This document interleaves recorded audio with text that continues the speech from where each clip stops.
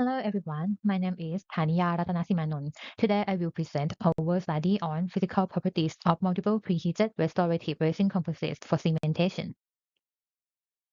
Introduction.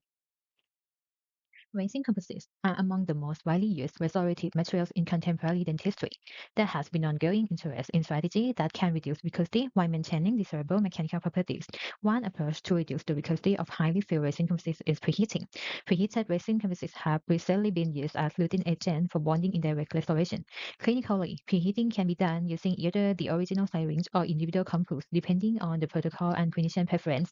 This raises an important clinical question. When preheating is performed using the original syringe, the composite is often warmed repeatedly. We therefore investigated whether repeated preheating cycles could alter the physical properties of resin composites. When we review studies on repeated preheating cycle, the available evidence mainly focused on degree of conversion, mechanical hardness, and flexural strength. For degree of conversion, results were mixed. Some composite increased, others were unchanged, and some decreased. Regarding mechanical hardness, one study found that repeated heating cooling cycles had only a small overall effect. In contrast, another study reported no cycle-related effects, suggesting that material type was the primary factor influencing mechanical hardness.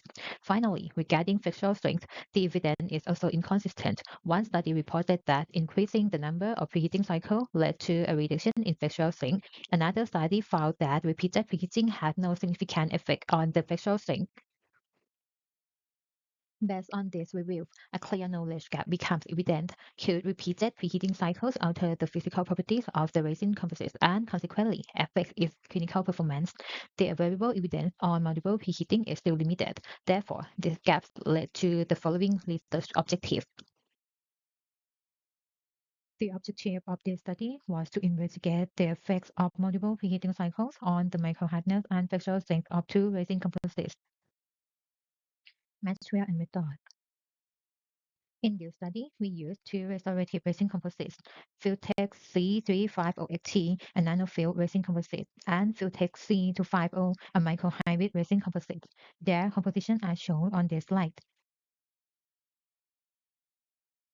For the experimental design, we included two resin composites with a sample size of 10 silicons per material. Both materials were assigned to four experimental conditions according to the number of preheating cycles 0, 1, 10, and 20 cycles. A composite warmer was used for preheating. In the repeated preheating process, all syringes were placed entirely into the heating device, and every syringe underwent repeated preheating from 1 to 20 cycles. For the preheating cycle, the experiment began with outside range at the first use before any preheating had been applied. This condition was defined as the zero cycle group. The resin composite was first dispensed from each syringe to prepare specimen for microhardness and flexural strength testing for the zero cycle group. After specimen preparation, outside rings were stored in a refrigerator overnight, and the following day, outside rings were removed from the refrigerator and allowed to equilibrate at room temperature for 30 minutes. Each syringe was then preheated by placing the entire syringe into the heating device at 54 degrees Celsius for 15 minutes, which was considered one preheating cycle. After removal from the heating device, all syringes were allowed to stand at room temperature for 30 minutes. The resin composite was then dispensed from each syringe to prepare specimen for microhardness and flexural strength testing for the one cycle group. After that, all syringes were again stored in a refrigerator overnight. The procedure was repeated until 10 cycles, after which the specimen were tested. And same procedure was then continued until 20 cycles, followed by testing again using the same syringe throughout. The procedure for specimen preparation and testing are described in the following section. The preheated resin composite from each syringe was applied into a silicone mold. A transparent polyether film was placed over the material, followed by a microscope slide to ensure uniform surface contact. The specimen was then laid here. After polymerization, the specimens were stored in a dry, opaque box for 24 hours. Subsequently, microhardness testings were performed on both the top and bottom surface at three areas per surface, one at the center and two additional points located 2 mm from the center toward the left and right sides, using a bigger indenter. The mean microhardness value from the three indentation was then calculated and recorded for representative biggest hardness value for each specimen. For the flexural strength specimen preparation, the resin composite was placed into a silicone mold. The material was covered with a transparent creative film and then pressed with a microscope slide. Like curing was performed at room temperature. After curing, the specimen was removed from the mold and stored in the ionized water for 24 hours prior to testing. Flexural strength was evaluated using a 3-point bending test on a universal testing machine. A downward load was applied until fracture occurred, and the maximum load at failure was recorded. Vector length was then calculated using the formula shown on the slide. The top and bottom microhardness and vector length were analyzed using two-way mixed ANOVA.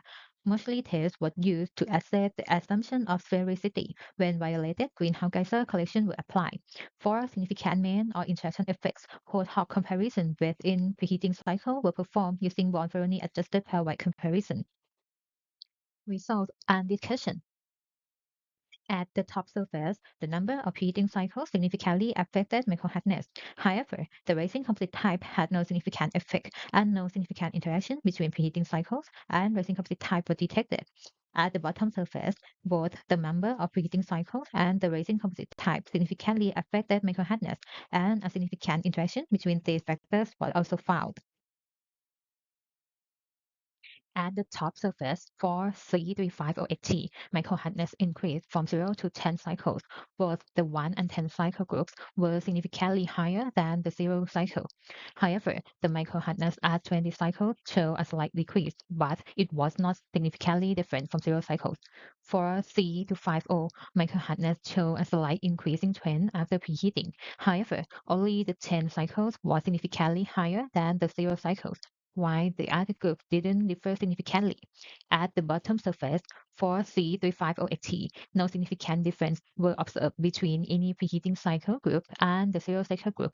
For C250, microhardness was similar across 0, 1, and 10 cycles, with no significant difference. However, after 20 cycles, microhardness decreased significantly compared with the other groups.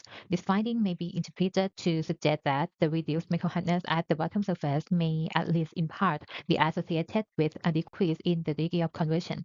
This in turn indicates that after 20 preheating cycles, C250 may exhibit a reduction in depth of cure. Statistically, the flexural strength was significantly affected by preheating cycle and resin composite type, with a significant interaction between these factors. The flexural strength show a slight increasing trend after preheating in both materials.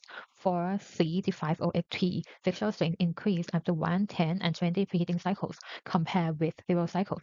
In particular, the flexural strength after one cycle was significantly higher than that before preheating.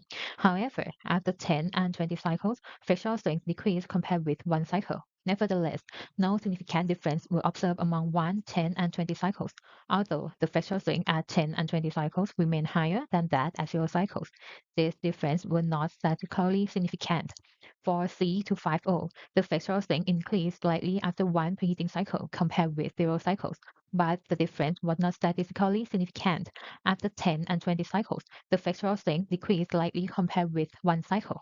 However, no significant difference in the flexural strength across preheating cycles were observed for C250.